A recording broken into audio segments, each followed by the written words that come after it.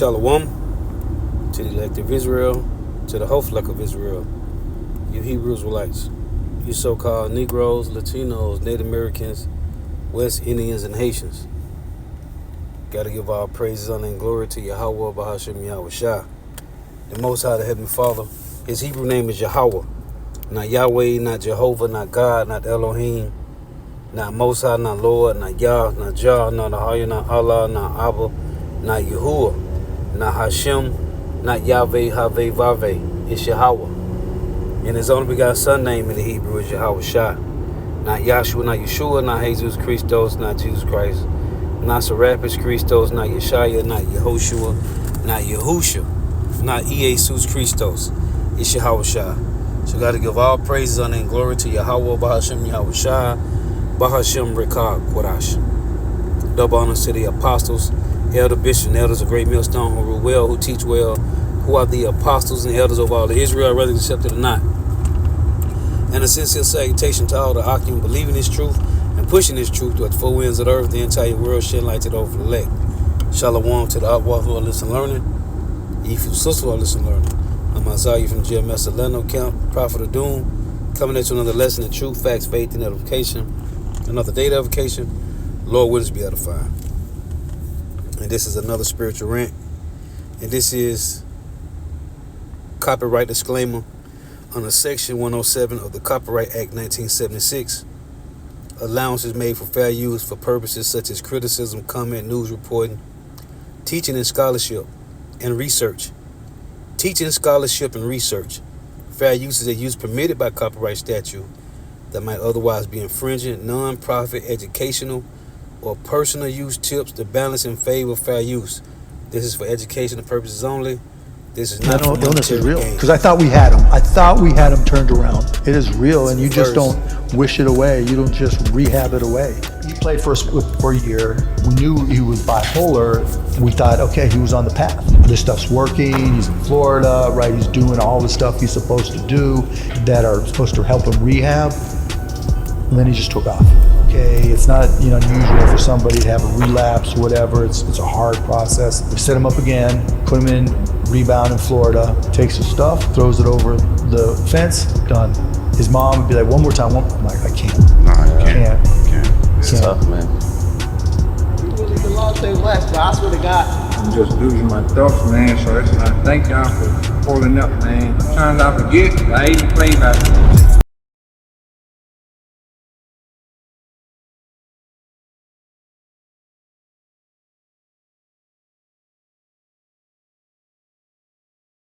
Illness.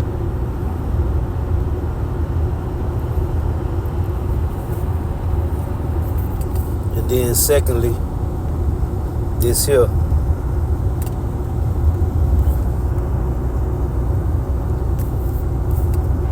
It's been the worst time of my life, Joe. If somebody accused me of raping them or hurting them, I have a 22-year-old daughter. I would never hurt anyone. Breaking news has shaken Hollywood. Clifton Powell's sentence is final. From a tough childhood in Southeast D.C. to blockbuster roles in Friday and Ray, Powell built a name that fans knew everywhere. But scandals, shocking accusations, gambling, divorce, and discrimination nearly destroyed everything. Was this the end of a career, or the start of a darker truth that Hollywood never wanted you to hear? The final verdict is here, and it changes everything. Let's find out. The shockwave. Has Hollywood just lost Clifton Powell? Breaking news out of Hollywood has stunned fans and industry insiders alike. ABC has reported that Clifton Powell's sentence is final, and the announcement has left many wondering if one of the most recognizable faces in film is now facing the end of his career. Clifton Powell is a name you may not immediately recognize, but his face is unforgettable. For more than 3 decades, he has appeared in film after film, building a reputation as one of Hollywood's most reliable character actors. His breakthrough came in 1993 with Menace to Society, a gritty urban drama that captured the harsh realities of street life. Powell's role in that film earned him attention for his raw energy and ability to bring authenticity to the screen. Soon after, he became a familiar presence in the Friday series, where his sharp timing and comedic delivery made him a fan favorite. Powell had range that few could match, moving seamlessly from hard-edged dramas to light-hearted comedies, proving that he could inhabit almost any role he was given. By 2004, Powell had cemented his reputation when he appeared in the critically acclaimed biopic Ray, starring Jamie Foxx. His performance was so strong that it earned him a nomination for an NAACP Image Award, placing him in the spotlight alongside some of Hollywood's most respected actors. Along the way, he appeared in films such as Dead Presidents, Why Do Fools Fall in Love, Rush Hour, and Next Friday, each time leaving an impression that audiences carried with them long after the credits rolled. Over the years, Powell amassed more than 100 credits across film and television, becoming the man Hollywood called when they needed someone unforgettable. Whether it was a villain, a father figure, a hustler, or even a cop. What made Powell unique was not just the volume of work he took on, but the versatility he displayed across genres and styles. He had the ability to terrify with a menacing glare, to deliver humor with perfect timing, and to ground a dramatic scene with quiet emotional depth. This versatility earned him the respect of directors, casting agents, and audiences alike, building a career that most actors could only dream of. Yet, for all of his professional success, Powell's personal and professional journey was far from smooth, and the news of his so-called final sentence now forces us to look at both the triumphs and the troubles that have defined his life in Hollywood. How could a man who worked so hard to climb from obscurity to recognition, who survived the harsh streets of Southeast Washington, D.C., and turned his life into a Hollywood story, now find himself at the center of a breaking news bulletin that sounds like the end of the road? The contrast between success and downfall has rarely been so stark. On one hand, Powell was the actor who seemed to be everywhere, appearing in blockbuster films and cult classics alike. On the other hand, his off-screen struggles and controversies were mounting, creating a parallel story that was far less glamorous than the red carpets and flashing cameras suggested. This is why the announcement of his final sentence carries such a powerful weight. It's about an entire career being put under the harshest light imaginable.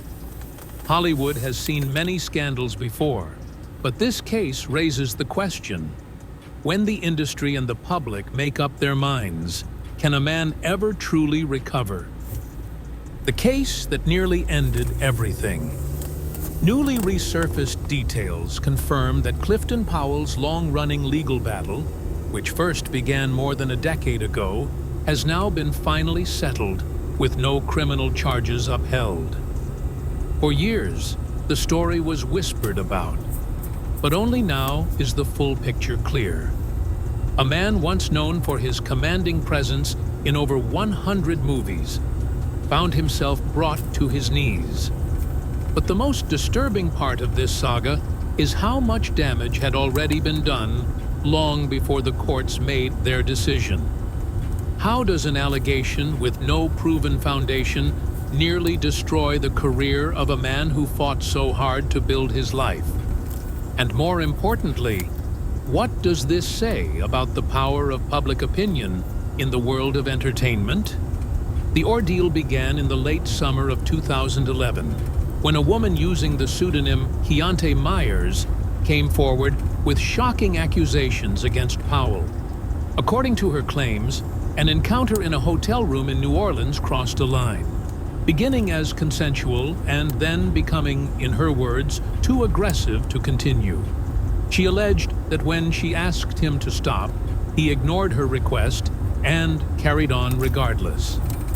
Myers, who at the time worked as a cocktail waitress at Harrah's Casino, filed a complaint that quickly spread to the press.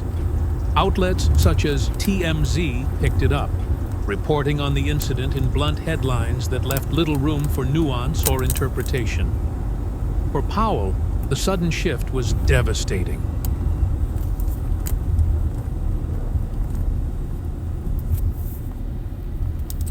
The Lord say, dogs always return to their vomit, man. Dogs always return to their vomit. This is Proverbs 26. Oh, and the precept, you got Jeremiah 30 in the last verse 37. I'm sorry, Jeremiah 2, verse 37. The Lord said that let me read it. That he canceled out your confidences. And then in Ezekiel 20 and 26, the Lord say he polluted them in their own gifts. So, what the so-called white man taught Jake to use their talents, right? Hey, use what God gave you. Like what they said in Players Club, use what God gave you, right? In the movie Players Club, telling women to use them tatas, right? That rump shaker, to use what the Lord gave you to get that bag. This is Jeremiah 2, in the last verse. It reads, yeah, thou shalt go forth from him, from the Lord, and thy hands upon thy head. For the Lord have rejected thy confidences, and thou shalt not prosper in them, right? When you go to Ezekiel 20, Jake thought they was going to do good without the Lord, man. Ezekiel 20 and 26, it reads, and I polluted them in their own gifts. See, the Lord polluted you in your own gifts. It reads, and that they caused to pass through the fire all that opened the womb. Jake was sacrificing their children with no blemish. And the Lord tell you in Exodus 13, every child that opened up the womb is the Lord's. Those be the ones, and the ones that be with no blemish, you supposed to sacrifice to the Lord. You supposed to give to the Lord.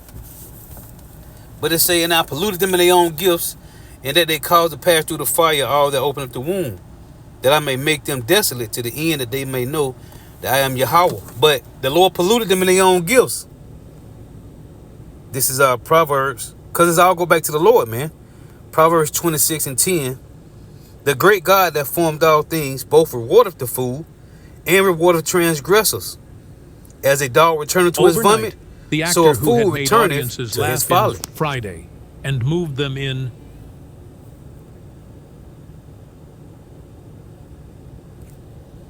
Hey, this dude was a good actor too. He's a good actor, man. Was being hey, painted that movie, in an entirely Who Made the different Potato light, Salad? with his name was a good linked movie, to one man. of the most serious allegations a man can face. From the very beginning, Powell denied the claims unequivocally. Through his representative, he issued a statement declaring that the accusations were false and that he intended to pursue every possible legal remedy against the woman who had made them. Yet, once such allegations enter the public sphere, the damage begins immediately. Even though the original criminal investigation was dismissed for lack of evidence, the headlines did not vanish. Myers later pursued a civil case against Powell, seeking financial damages in excess of $75,000. This meant that even without a criminal conviction, Powell would remain entangled in a legal fight that could drag on for years, forcing him to defend not just his freedom, but his reputation. The civil case became the center of Powell's life, taking up time, money, and emotional energy. Unlike criminal court, where the standard is beyond a reasonable doubt, civil cases operate on what lawyers call a preponderance of evidence. This means that rather than proving guilt to near certainty, the question becomes whether it is more likely than not that the accusation is true. For celebrities, this creates an especially dangerous environment, because even the suggestion of wrongdoing can be enough.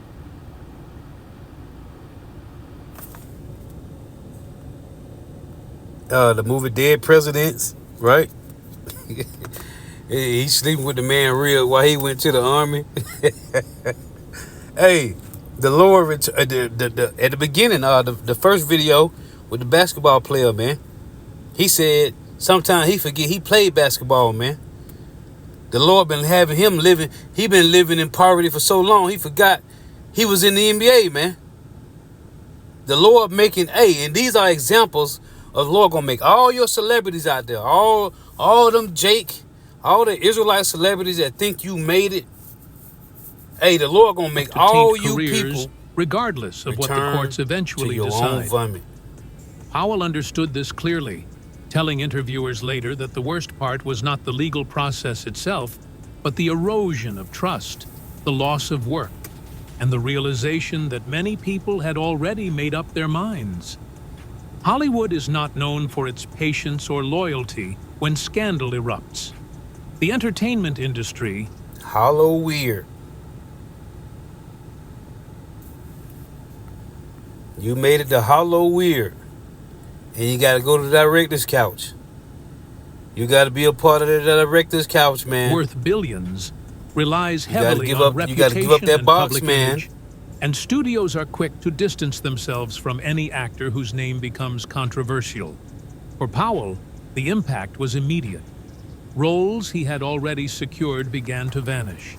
Producers grew hesitant, not wanting to risk negative press. Television appearances that once would have been his for the taking were suddenly canceled after only a few episodes. Powell himself recalled one specific show where he expected to appear in 7 or 8 episodes, only to see his part disappear after the second, with no explanation other than the cloud of allegations hanging over him. The emotional toll was even heavier than the financial losses. Powell described the period as the most painful experience of his life since the death of his father decades earlier. He explained that as a father himself, the accusation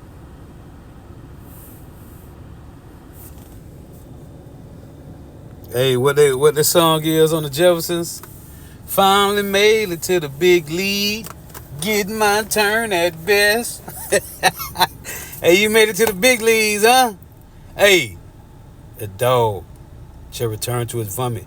And Apostle Howard just doing a lesson. He made the point about when the Lord say, "Don't give not pearls to swine, and give not that which is holy to dogs." The dogs is Israelites that got a heathen mind, man. All these so-called Negro, Latino, Native Americans, West Indians, and Haitians that made it to Hollywood, they heathenistic, man. Heathens, man. But you gonna return to your vomit, though. That's why Yahweh Shah said, why gain the whole world and lose your soul? They implied, but because of how his own children might view him in the wake of such headlines. He maintained his innocence throughout, but he could not shield his family from the whispers, the rumors, and the doubts that followed them everywhere. When he walked down the street, he saw the suspicion in strangers' eyes. Online, anonymous comments painted him as guilty before any court had even considered the evidence. In a business where public perception often means more than facts, Powell had been effectively sentenced by the court of opinion. The civil case wound its way slowly through the system. For 4 long years, Powell lived under its shadow, struggling to maintain both his career and his personal life while lawyers and judges debated the details. In 2017, the case was finally thrown out, with insufficient evidence to support the claims.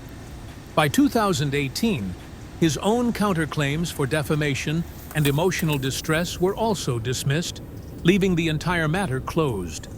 Yet even in victory, Powell found himself grappling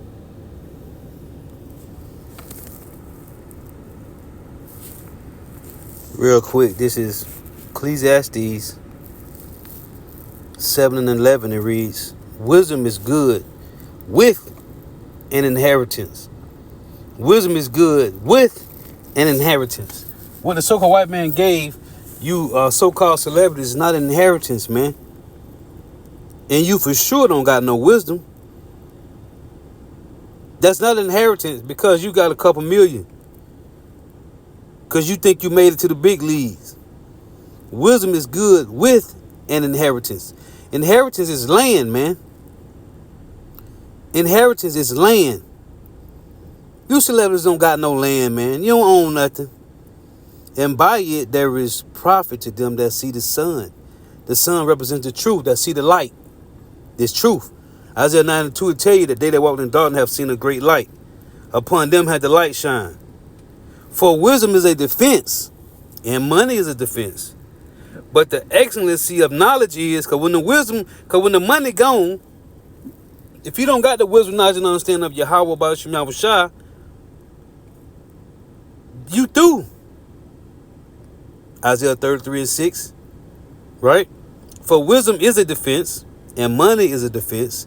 But the excellency of knowledge is that wisdom giveth life to them that have it, right? Because once your money gone, if you don't got this, it's curtains for you. Isaiah 33 and 6. And wisdom and knowledge. And it mentioned wisdom and knowledge in Ecclesiastes 7. I just read it. And wisdom and knowledge shall be the stability of thy times, and strength of salvation. The fear of Yahweh is his treasure. So if you had any wisdom, you wouldn't be in the big leagues. Again, Ecclesiastes 7:11. Wisdom is good with an inheritance, and by it there is profit to them that see the sun, that see this truth. But you got to have eyesight to see the truth. Ears. The Lord say, bring forth the blind in Isaiah 43 and 8. Bring forth the blind that have eyes, and the deaf that have ears. Wisdom is good with an inheritance, and by it there is profit to them that see the sun, that see the truth. For wisdom is a defense. Hey, and it's cold because everybody see the truth. Whether you came past a camp, or you saw it on YouTube, or you got a family member that's in the truth.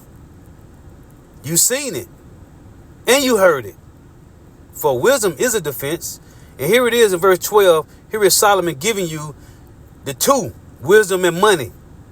Ecclesiastes 7:12. For wisdom is a defense, and money is a defense. But the excellency of knowledge is that wisdom giveth life to them that have it. Money don't give you life. It give you a temporary fix. Because like the head brother of the camp always say, as a nation of people, you so-called Negro, Latino, Native Americans, West Indians, and Haitians, we don't have a monetary problem. You think you do. We have a sovereignty problem. So it's not, and to tell you what's that, Ecclesiastes 10, let's see. Yeah, Ecclesiastes 10 and 19. It reads, a feast is made for laughter, and wine maketh merry, but money answereth all things. And money do answer all things. When you go to, it do. But guess what? 1 Timothy 6 and 10. For the love of money is the root of all evil, which while some coveted after, they have erred from the faith, and pierced themselves through with many sorrows. And the Lord say, well, let's go up right here. Right here it reads, 1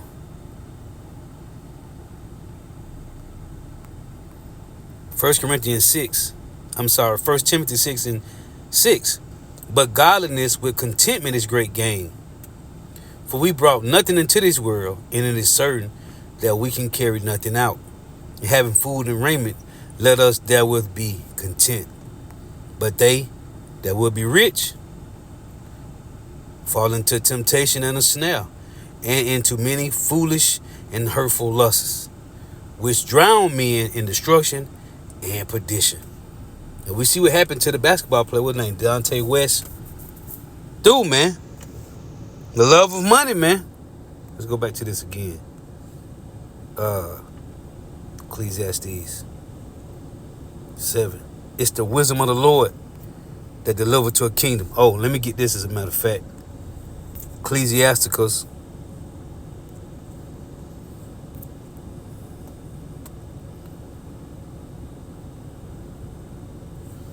5 and 7.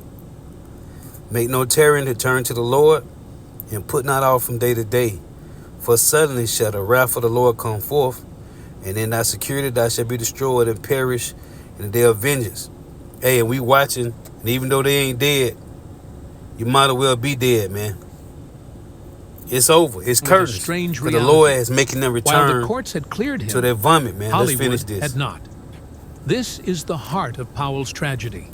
and it is where the phrase final sentence takes on its deepest meaning. He was never found guilty of any crime, but the sentence he carried was one imposed by the loss of reputation.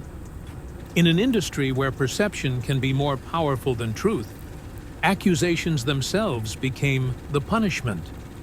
Looking at the facts, it is clear that Clifton Powell was never convicted of any offense. Yet, looking at his career, the damage is undeniable. He was stripped of roles, of trust, and of the steady momentum that had made him one of Hollywood's most dependable performers. The case dragged on long enough to derail critical years of his working life. Years he can never recover. His experience illustrates that in Hollywood, the perception of guilt can sometimes carry more weight than actual evidence. A dismissed case should have freed him completely, but instead, it created a lasting scar. Colorism, discrimination, and Hollywood politics. Clifton Powell's career was shaped not only by the personal troubles that dragged him into courtrooms and tabloids, but also by systemic barriers that have existed in Hollywood for generations. Powell has spoken openly about how casting decisions were influenced not by his talent or his professionalism, but by the shade of his skin. He recalled situations where producers or network executives dismissed him outright, saying that he was too dark for the role, or, in one particularly painful instance, that he was so dark he might scare viewers. Hearing these kinds of rejections repeatedly left Powell questioning whether his years of training and proven track record even mattered when the first thing people noticed was his complexion. Hollywood has long operated on the principle that marketability is tied to relatability, and relatability is often judged by how closely an actor conforms to Eurocentric beauty standards. In practical terms, this meant that darker-skinned actors were frequently excluded from leading roles, particularly in romance-driven plots, or roles that required the audience to identify with the character in a sympathetic way. Powell's talent was undeniable, but these systemic preferences placed him at a disadvantage that no amount of hard work could fully erase. What makes this reality even more disturbing is the contradiction it revealed. Powell was often praised for his ability to play gritty, intimidating, or menacing characters. Yet when it came time to cast a character who demanded sensitivity, charm, or vulnerability, his skin tone was suddenly considered a barrier. This double standard limited his growth as an actor, confining him to certain archetypes while keeping him away from opportunities that could have expanded his range in the eyes of the public. It also contributed to the cycle of misperception that haunted him during his legal troubles, because audiences were already accustomed to seeing him in roles that highlighted the darker side of human behavior. Powell's frustrations did not stop at the casting table. Within the black entertainment community itself, he noticed a damaging tendency to criticize one another in public forums, particularly in mainstream outlets that were already quick to dismiss black artistry. In one instance, he found himself at odds with acclaimed director Spike Lee, after Lee made remarks that Powell saw as unnecessarily harsh toward another black actor. Powell responded publicly, saying that he did not respect anyone, including himself, his son, or his daughter, who would go to crossover press and put down a fellow black entertainer who was trying to succeed in the business. This stance reflected his belief in solidarity, even in an environment where competition was fierce and opportunities limited. For Powell, tearing each other down only reinforced the systemic barriers that already made success harder to achieve. This sense of standing firm despite barriers was part of what made his N.A. ACP Image Award nomination for his role in Ray so significant. That nomination was not simply about recognition for a single performance, but about validation that his work mattered beyond the restrictions of Hollywood's biases. In Ray, Powell played Jeff Brown, the loyal road manager of Ray Charles, and his nuanced performance stood alongside Jamie Foxx's Oscar-winning portrayal of the music legend.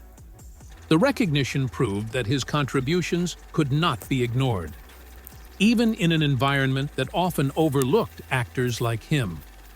The nomination was a rare moment where the system acknowledged his worth without qualifications or dismissals based on his appearance. Still, the fact remains that opportunities for darker-skinned actors were consistently fewer, and Powell's career bears the marks of that discrimination. The systemic bias did not always present itself in loud or overt ways. Sometimes it was subtle, hidden in the language of market concerns, target demographics, or creative vision. These terms sound neutral, but often mask decisions rooted in prejudice. For Powell, this meant constantly fighting not just for roles, but for the right to be considered equally in the first place. Personal struggles, temptations, and loss. Clifton Powell's rise in Hollywood is often remembered through the lens of the characters he portrayed. But the man behind the screen was shaped by a childhood that forced him to grow up faster than most. Born and raised in Southeast Washington, D.C., Powell came of age in one of the most difficult neighborhoods in the city, a place where crime, poverty, and lack of opportunity defined the lives of many young men. When he was only 4 years old, his mother passed away, leaving him in the care of a father who struggled with alcoholism and could not provide the stability a child so desperately needs. Powell often described those early years as a constant fight to stay out of trouble, surrounded by friends and peers who were frequently pulled into dangerous paths that led to jail cells or worse. For him, survival meant leaning on mentors and the small network of family members who stepped in to keep him from being swallowed by the streets. Although he escaped that childhood with determination and discipline, the wounds of loss and instability followed him into adulthood. Like many who grow up with disrupted family lives, Powell sought comfort in building a home of his own. He married Kimberly Powell, and together they built what seemed on the surface like a stable family. But Hollywood's demands quickly strained the marriage. The constant travel, the long hours on set, and the allure of fame placed Powell in situations that tested his resolve. Eventually, the relationship collapsed, leaving him devastated. The divorce cost him not just emotionally, but financially, with Powell himself admitting that he lost $5 million in the process. For a man who had worked for decades to achieve financial security, the blow was enormous, stripping him of savings and leaving him to rebuild at a stage of life when many of his peers were preparing for retirement. Powell has spoken candidly about the mistakes he made during this period, acknowledging that his devotion to work and the temptations of fame left him absent from his children's lives. "I wasn't there for my children like I should have been," he admitted, a confession that reveals both regret and self-awareness. He explained that while he had provided financially, his physical absence and emotional distance left a gap that could not be filled by money or gifts. He reflected that being gone 50% of the time might have been manageable, but being gone 70% was too much. This awareness came too late to prevent the breakdown of his marriage and the strain on his family. But it illustrates the emotional cost of a life lived in pursuit of success under the relentless spotlight of Hollywood. Alongside these personal struggles, Powell also fell victim to the temptations that have ensnared many in the entertainment industry. He admitted to gambling heavily, often blowing between $30,000 and $50,000 a year at casinos. What might seem like small indulgences for a wealthy celebrity added up quickly, draining his finances further and feeding into the instability already created by his divorce. Powell also acknowledged the presence of women and fake friends, people who surrounded him not because of who he was, but because of what he could provide. The lifestyle of constant spending, fleeting relationships, and shallow friendships created a sense of imbalance that left him increasingly vulnerable. He later described this period as a spiral, where decisions that felt exciting in the moment only deepened his problems in the long run. The duality of Powell's life became increasingly stark. Outwardly, he was a successful actor, appearing in films and television shows that reached audiences worldwide. Fans saw him on screen as powerful, confident, and larger than life. Inwardly, however, he was a man struggling to keep his family together, wrestling with financial losses and drowning in the consequences of his own decisions. The facade of success hid a personal reality that was fragile and unstable. This dissonance between perception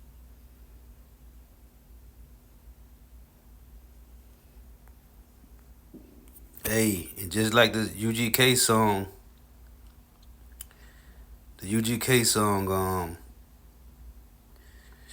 one day you here, the next day you gone. What that one at? He had the Elise suit on. I used to rock the hell out of them Elise back in the day. Where is that?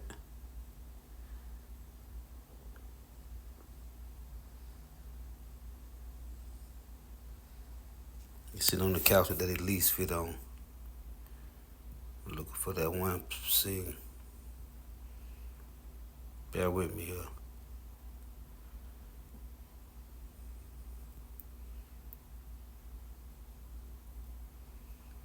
pursuit of success under the relentless spotlight of Hollywood. Alongside these personal struggles, Powell also fell victim to the temptations that have ensnared many in the entertainment industry. He admitted to gambling heavily, often blowing between $30,000 and $50,000 a year at casinos. What might seem like small indulgences for a wealthy celebrity added up quickly, draining his finances further and feeding into the instability already created by his divorce. Powell also acknowledged the presence of women and fake friends, people who surrounded him not because of who he was, but because of what he could provide. The lifestyle of constant spending, fleeting relationships, and shallow You gotta be back. fame placed Powell in situations that tested peers were preparing for retirement. Powell has spoken candidly about the mistakes he made during this period, acknowledging that his devotion to work and the temptations of fame left him absent from his children's lives. "I wasn't there for my children." When I first saw that, I said, man, I ain't seen Elise in so long. Right there. I ain't seen Elise in so long. I used to rock the hell out the shoes back in the day, man. But, yeah. I'm gonna read this again. Oh, as a matter of fact, Yahweh said this, Matthew 16:26. For whosoever will save his life shall lose it, and whosoever will lose his life for my sake shall find it. For what is a man profited if he shall gain the whole world and lose his own soul? Or what shall a man give in exchange for his soul? So when the Lord say, what is a man's profit if he shall gain the whole world and lose his soul? You live the best life on this side, but then in the end, you return to your vomit like a dog. You will return to your vomit like a dog, man. Thus saith the Lord. This is Psalms 37:16. A little that a righteous man have is better than the riches of many wicked. Hey, man, it's over, man. It's over. A dog shall return to his vomit. Let me go back and get that. Proverbs 26. Hey, the Lord said he polluted Jake and their gifts, man. If the Lord don't reactivate you to this truth, then you reactivated to serve the so-called white man. as a court jester. Yeah, high paid court justice, high paid servants, man. That's all you is. You got your bachelor's or master's, associates. You just a high paid servant, man. You a high paid court jester, comedian, athlete. That's all you is, man. Proverbs 26:10, the great God that formed all things. The great power that formed all things, both rewardeth the fool and rewardeth transgressors. Guess what? As a dog returning to his vomit, so a fool returning to his folly. The Lord gonna bring you back to where you was at. And then, Job 36:11. If they obey and serve him, they shall spend their days in prosperity and their years in pleasures. But if they obey not, they shall perish by the sword, and they shall die without knowledge. But the hypocrites in heart heap up wrath. They cry not when he bindeth them. Our people that ain't crying that the Lord bindeth us up, man. They ain't crying because they think they found some other way. John 10. This is John chapter 10 in verse 7. John 10:6.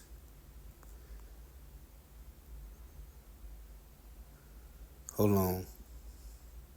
Yeah, John 10:6. This parable spake Yahweh unto them, but they understood not what things they were which he spake unto them. Then said Yahweh unto them again, verily, verily, I say unto you, I am the door of the sheep. All that ever came before me are thieves and robbers, but the sheep did not hear them. I am the door. By me, if any man enter in, he shall be saved, and shall go in and out, and find pasture. The thief cometh not, but for to steal, and to kill, and to destroy. I am come that they may have life, and that they may have it more abundantly. See? Now, the Lord say, where is it? Jake looking for another door to go in, man. Let's see here. Right here. 10:1. John 10:1. It reads, verily, verily, I say unto you, he that entereth not by the door into the sheepfold, but climbeth up some other way, the same is a thief and a robber. I also want to get this. This is Amos 6:3. Ye that put far away the evil day, and cause the seed of violence to come near. Like I read in Ecclesiastes 5:7.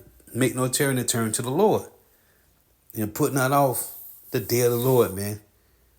But yeah, I just saw these, and I want to make some points on these, man.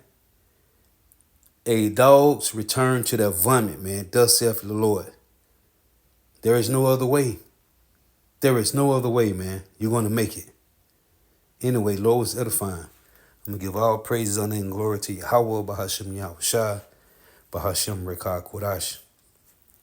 Double honors to the apostles, elder bishop, and elders of great millstone who rule well, teach well, who are the apostles and elders of all the Israel, whether accepted or not. In the sincere salutation to all the occupants, believing His truth and pushing His truth throughout the four winds of the earth. The entire world shall not to the whole elect. Shalom to the Hawk who are listening, learning. If your sister are listening, do I tune in? May Yahweh by Shem Yahweh continue blessing your houses. May the